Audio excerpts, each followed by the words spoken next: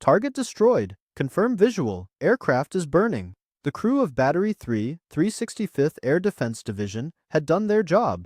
An SA-2 guideline, Soviet-built, Vietnamese crewed, had just swatted an American aircraft out of the sky over Quang Tri Province. The date was April 2, 1972, and the Easter offensive was 3 days old. North Vietnamese armor was pouring across the DMZ. The air defense crews had one task: keep American planes off those tanks. And right now, they were winning. The aircraft coming apart above them was an EB-66C destroyer, an electronic warfare bird out of Korat, Thailand. Not a bomber, not a fighter, a support aircraft, packed with classified equipment and a crew of 6. Flying in orbit, it had flown dozens of times before. The SA-2 caught it broadside. The explosion split the fuselage. Wreckage tumbled through 14,000 feet of sky over territory the NVA now controlled completely. The battery commander logged the kill. From his position, this was routine. One more American aircraft turned into aluminum confetti. His crew had trained for exactly this, some of them under Soviet instructors at Long Bien. The radar operators, the missile trackers, the launch crew, the reload teams, they had done it clean. What the commander did not log, because he had no way of knowing, was that one man had survived. One navigator, Lieutenant Colonel ICL Hambleton, had punched out of that disintegrating airframe and was now drifting under a parachute canopy toward the worst piece of real estate in South Vietnam. The full story of what happened next almost never gets told right. If this is the kind of history that matters to you, like, subscribe, and drop into the comments. More of this is coming. Hambleton was 53 years old. He was a Strategic Air Command intelligence officer with a head full of classified nuclear targeting data, SIOP material, the Single Integrated Operational Plan, the sort of information that, if extracted by the other side, could compromise American nuclear war planning for a decade. So when his parachute opened over 30,000 NVA troops, this stopped being a rescue. It became a national security emergency. The resources the United States would burn trying to get one man back. The aircraft lost, the men killed, the missions diverted, the ground operations compromised, would make Hambleton's shoot down the most costly single recovery effort of the entire war. Hambleton hit the ground hard, tangled in his chute lines, and lay still in a dried-out rice paddy about 2 kilometers west of the Mai Chon River. He was alive. That was the first problem. The man dangling under that parachute canopy was not some 24-year-old lieutenant on his first tour. ICL Gene Hambleton had spent nearly 3 decades inside the most sensitive planning apparatus the United States military had ever built. He'd come up through Strategic Air Command in the 1950s, back when SAC was the whole ballgame, the nuclear deterrent, the bomber force, the war plan that was supposed to end civilization if the Soviets crossed the line. Hambleton had worked targeting. He knew which Soviet cities were on the list. He knew the ingress corridors the B-52s would fly. He knew the refueling tracks, the fail-safe points, the weapon yields assigned to specific aim points. After 20 years inside that machine, the operational details of American nuclear strategy were not something Hambleton had studied. They were baked into him, fused to the rest of what he knew, impossible to separate out or leave behind. The after-action documentation from 7th Air Force makes this explicit. One staff officer's assessment, quoted in Daryl Whitcomb's account of the rescue, put it bluntly: Hambleton possessed knowledge of strategic nuclear operations that could not be allowed to fall into enemy hands. Their word was could not. The Pentagon didn't say should not or preferably would not, could not. That distinction drove everything that followed, and the man himself had zero business being anywhere near a combat zone. Hambleton was a navigator, not a fighter pilot. He'd spent most of his career at Offutt Air Force Base in Nebraska, deep inside the SAC planning world, where the biggest daily hazard was a paper cut from a classified binder. He was 53. He wore glasses. His consuming passion outside the Air Force was golf. He played constantly, talked about it to anyone who'd listen, and by multiple accounts could bore a room senseless, recounting his last 18 holes at the Offutt Officers Club. The man was 11 months from retirement. His assignment to the EB-66 unit at Korat was supposed to be a final tour, a last stamp in the passport before he went home and played golf for the rest of his life. Nobody at 7th Air Force had imagined a scenario where this particular lieutenant colonel would end up on the ground, alone, behind 30,000 enemy troops, carrying enough classified material in his memory to reshape Soviet strategic planning if they got hold of him. But the NVA didn't know any of that yet. What they knew was that an American had come down in their operational area and they wanted him. Standard procedure: capture the airman, exploit him for propaganda, extract whatever tactical intelligence he had about upcoming strikes. The 325th Division had patrols out within the hour. Local militia units were already moving toward the parachute sighting. The countryside around Hambleton's position was crawling with troops staging for the push south. Infantry, armor, logistics convoys rolling down Route 561 in broad daylight because the NVA owned that ground completely. For the searchers, finding one middle-aged American in a flight suit should have been a morning's work. Back at Da Nang, the search and rescue coordinators at Joker, the call sign for the 3rd Aerospace Rescue and Recovery Group, were staring at exactly the problem you'd expect. They had a survivor on the ground. Radio contact was good. Hambleton had his survival radio and was transmitting. Call sign Bat 21 Bravo. Standard procedure said launch the Jolly Greens, get the helicopters in, pick him up. They'd done it hundreds of times. The procedure was built for exactly this. The procedure assumed you were pulling a man out of jungle, maybe a few enemy squads nearby, suppressed by A-1 Sky Raiders laying down fire while the helicopter dashed in. This was not that. Hambleton had landed in the middle of a conventional invasion. Armored columns, anti-aircraft batteries stacked in depth, 57mm guns, ZSU-23-4s, SA-2 sights, shoulder-fired SA-7 Grails carried by individual soldiers. The air defenses alone made a helicopter approach suicidal. Any Jolly Green that dropped below 1,000 feet in that corridor was flying into a wall of steel. The rescue coordinators understood this within the first hour. What they did about it, the decisions made and the men sent in anyway, turned Bat 21 into something the Air Force is still uncomfortable discussing. Hambleton's position was tactically indefensible. He was lying in open ground, flat delta terrain, with visibility lines that ran for a kilometer in every direction. No jungle canopy, no rock formations, just rice paddies, low dikes, and scattered tree lines that offered concealment for about 10 minutes before somebody walked through them. The survival gear he carried was standard for an EB-66 crew member, which meant it was almost nothing.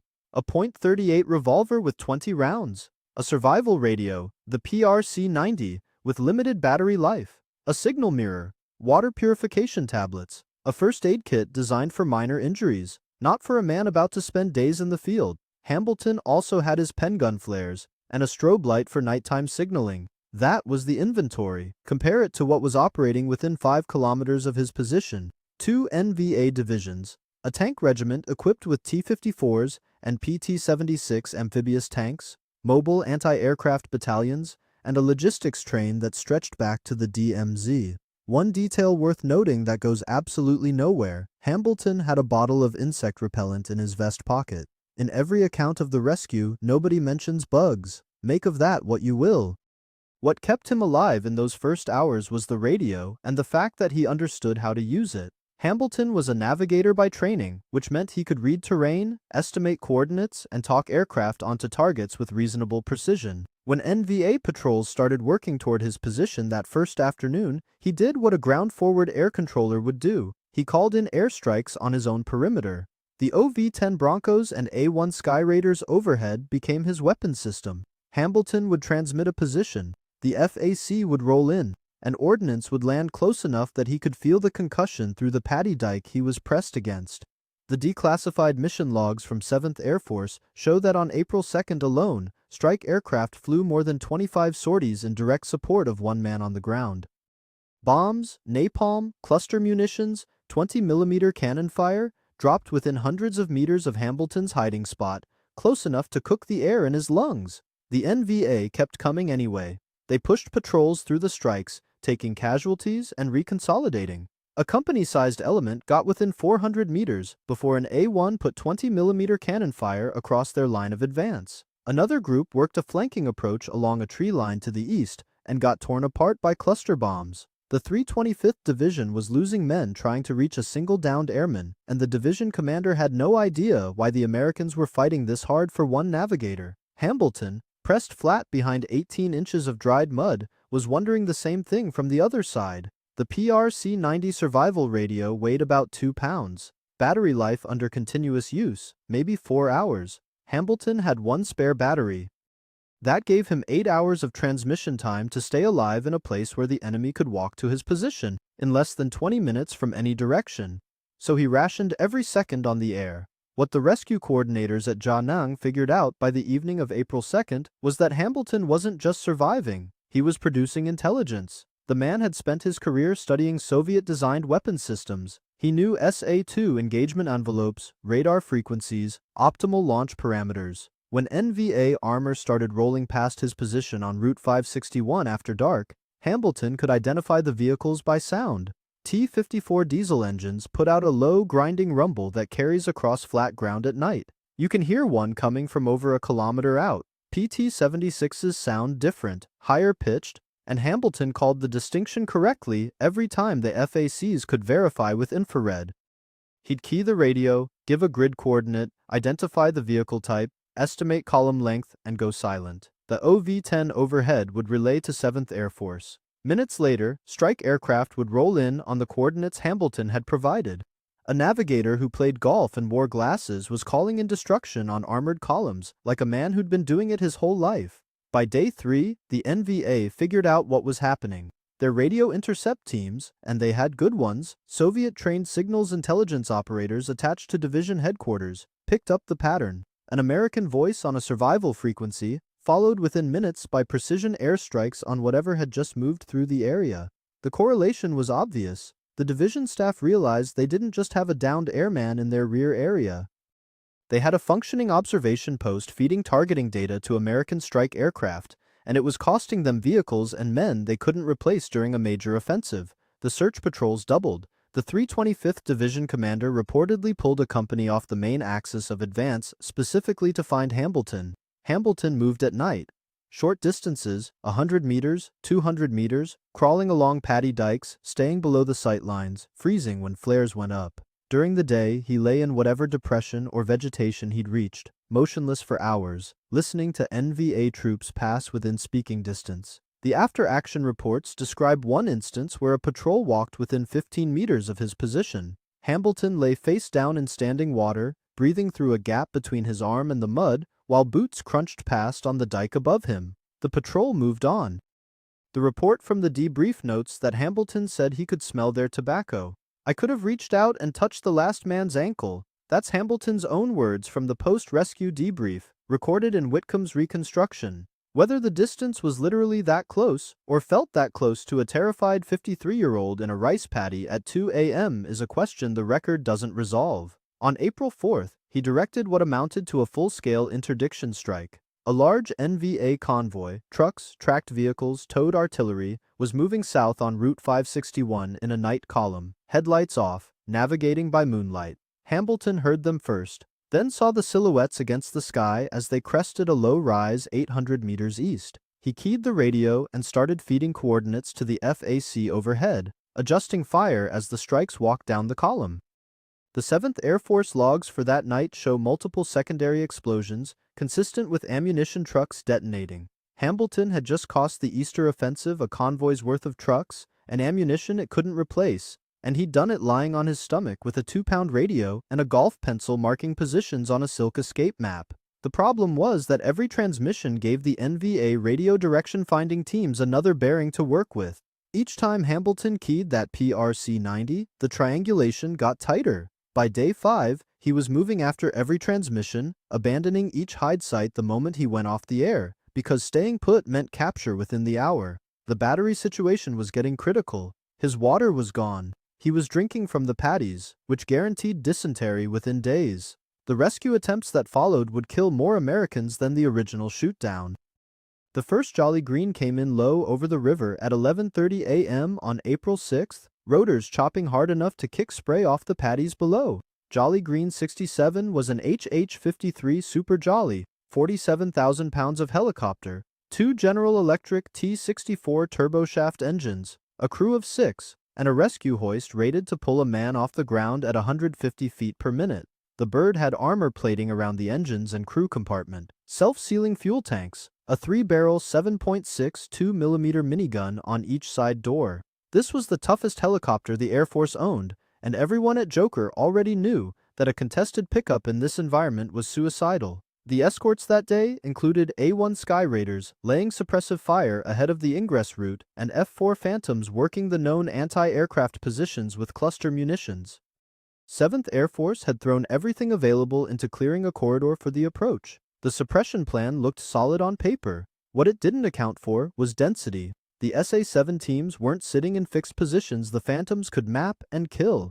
They were scattered across the paddies in two-man cells, shouldering the launcher, acquiring the heat signature of the HH-53's exhaust, and firing from spots nobody had identified because the spots didn't exist until a man stood up in a rice paddy and pressed the trigger. Jolly Green 67 took the first hit at approximately 300 feet altitude, still inbound. The after-action report from 3rd ARRG describes the initial strike as an SA-7 impacting the port engine nacelle. The helicopter shuddered, yawed left, and the pilot, First Lieutenant John Call, fought it level. A second missile struck before he could complete the recovery. Accounts differ on where the second round hit. Some sources say the tail rotor assembly. Whitcomb's research points to the aft fuselage. The result was the same. Jolly Green 67 rolled, broke apart in flight, and went into the ground trailing a column of black smoke visible for 5 kilometers. The fuel cells ruptured on impact. What hit the paddy wasn't a helicopter anymore. It was burning kerosene and aluminum. All 6 men aboard died. Call: Captain John Grubb, Technical Sergeant Roy Prater, Sergeant William Pearson, Sergeant James Alley, Airman First Class William Shire. The youngest was 22. The oldest was 30. Their combined years of service don't add up to the time Hambleton had spent at Offutt. The Sky Raider pilots orbiting above watched the fireball roll across the paddy and said nothing on the radio for 11 seconds. The cockpit recordings from the FAC aircraft, the OV-10 Bronco coordinating the mission, capture the silence, then a voice that Whitcomb identifies as the on-scene commander. Joker, 67 is down, no shoots. Repeat, no shoots. The transmission is flat, professional. The screaming happened later, in places where nobody recorded it. At Ja Nang, the operations center absorbed the loss and confronted what it meant. 6 men dead. A second HH-53, Jolly Green 60, had been orbiting as backup and was ordered to abort its approach immediately. The air defenses in Hambleton's area had not been suppressed. Could not be suppressed. The weapons were mobile, distributed, camouflaged among the same civilian structures and paddy dikes. The Americans couldn't just flatten without killing the man they were trying to save. Every helicopter approach would fly through the same wall of infrared-guided missiles that had just killed Call's crew. The decision came down from 7th Air Force headquarters that evening. No more helicopter rescue attempts for Bat-21 Bravo until the tactical situation changed. The language in the directive was careful, bureaucratic, the kind of phrasing designed for a file that would eventually be reviewed by Congress. But the operational meaning was blunt. The helicopters were done. Hambleton was still on the ground, still alive on the radio, and the only way to reach him now was on foot, through territory held by 2 NVA divisions who were actively hunting him. Somebody was going to have to walk in and bring him out. The men selected for that job were not told about Hambleton's nuclear knowledge. They were told he was a downed airman who needed rescuing. Standard mission. High risk, but that described most of the missions they ran. What they didn't know, what the classification wouldn't let anyone tell them, was why 6 men had already burned to death over this particular lieutenant colonel. The sampan was 12 feet long, flat-bottomed, built from planks so weathered they looked like driftwood. It smelled like fish guts and river mud, the kind of boat that moved through Quang Tri Province by the hundreds every day. Invisible because it was ordinary. Lieutenant Thomas Norris picked it for exactly that reason. Norris was a SEAL, 28 years old, compact, quiet in the way that made people check twice whether he was still in the room. He'd arrived at the forward operating base on April 10th with orders that amounted to a single sentence: get Hambleton out. The method was his to choose. Norris looked at the map, looked at the river, looked at the NVA positions bracketing both banks, and decided that the most sophisticated military in the world was going to extract its man using a wooden boat and 2 men in black pajamas. Petty Officer 3rd Class Nguyen Van Kiet volunteered to go with him. Kiet was South Vietnamese Navy, a frogman, trained in underwater demolition. The two had worked together before. What Kiet brought beyond skill was the fact that he looked Vietnamese because he was Vietnamese, and could pass through checkpoints and casual observation in ways Norris never could. Norris darkened his face and hands with grease and charcoal. At a distance, in darkness on the water, two fishermen in a sampan. Up close the illusion fell apart, but close was a problem they'd solve when it happened. The British had tried something similar during the Malayan emergency, inserting operatives disguised as locals into contested river systems to extract intelligence assets. Results were mixed. Most of the successful cases involved ethnic Chinese operators who didn't need the disguise. Norris didn't have that advantage, and the Mai Chan River wasn't the Perak. They launched at 1 a.m. on April 13th. Fog sat on the water thick enough that Norris couldn't see the far bank. The paddle strokes were slow, deliberate. Kiet in the stern steering, Norris forward, both men listening. The river made sounds at night, water slapping the hull, something heavy shifting in the reeds along the bank. Could be a water buffalo, could be an NVA soldier filling his canteen. A dog barked from a village somewhere east and didn't stop for 2 full minutes. Norris kept the paddle blade below the water line on recovery strokes so it wouldn't catch light from the flares still popping intermittently overhead. The fog tasted like sulfur and wet ash. Hambleton was supposed to be at a prearranged point on the south bank. A spot communicated to him over the radio, using a code based on golf holes he'd played at familiar courses. A system designed so that NVA intercept teams couldn't decode the coordinates even if they captured the transmission. Norris and Kiet reached the pickup point and found nothing. Empty bank. Reeds. The sound of the river moving. They searched for 45 minutes in darkness, paddling along the bank, whispering Hambleton's name into the vegetation. Norris was calculating abort timelines. Dawn would kill them both if they were still on the water. At approximately 2:15 a.m., Kiet heard something. A weak voice, barely above the sound of the current. Hambleton was in the water, half submerged, clinging to a root system along the bank about 200 meters downstream from where he was supposed to be. 11 days on the ground. Dehydrated, hypothermic, delirious, maybe 90 pounds lighter than the man who'd stepped into the EB-66 12 days earlier. Norris and Kiet pulled him into the sampan. He couldn't stand. He couldn't sit upright. They laid him flat in the bilge water among the fish nets and started paddling north. The return trip took 2 hours. Nobody spoke. What does 11 days without food do to a 53-year-old body? The medical report from the field hospital at Da Nang runs 4 pages. Hambleton arrived on a stretcher smelling like a dead animal pulled from a canal. His weight on admission was 118 pounds, down from roughly 170 at the time of the shoot-down.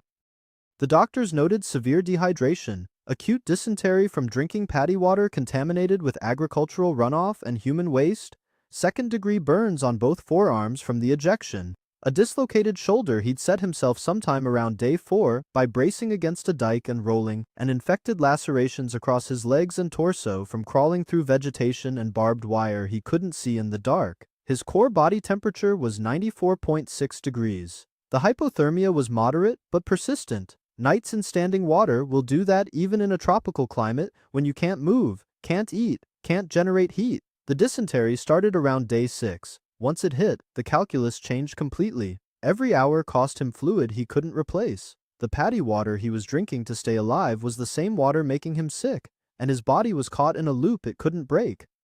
By day 8, Hambleton was experiencing cramps severe enough that he had to bite down on his flight glove to keep from making noise. The debrief transcript records him describing the pain as worse than anything he'd felt in the ejection. Grown men have been captured in combat because dysentery cramps made them cry out at the wrong moment. Hambleton didn't. How close he came is something only he knew. The psychological deterioration tracked the physical collapse but lagged behind it by a couple of days. For the first week, Hambleton functioned with remarkable clarity, calling in strikes, identifying armor, moving positions, maintaining radio discipline. The training held, but by day 9, the FAC pilots overhead started noticing irregularities in his transmissions, coordinates that didn't quite match the grid, call signs used out of sequence, long pauses mid-sentence. One OV-10 pilot reported that Hambleton keyed the radio, said nothing for 8 seconds, then asked what day it was.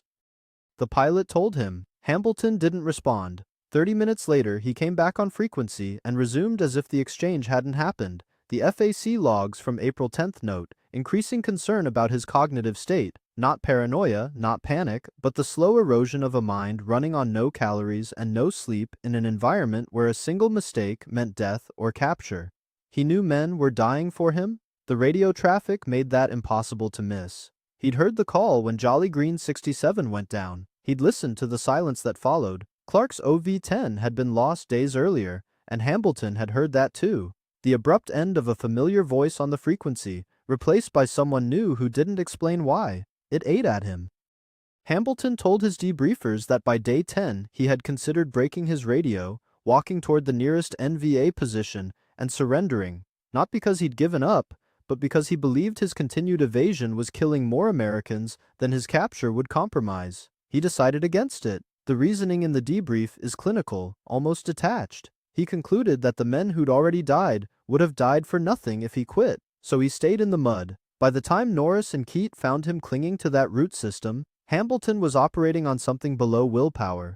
The doctors at Ja Nang called it autonomic survival behavior, the body continuing to grip, breathe, and respond to stimuli after the conscious mind has largely checked out. His hands had locked around the roots in a grip so tight that Keat had to pry his fingers open individually. Hambleton was mumbling grid coordinates that corresponded to no known location. His eyes were open, but not tracking.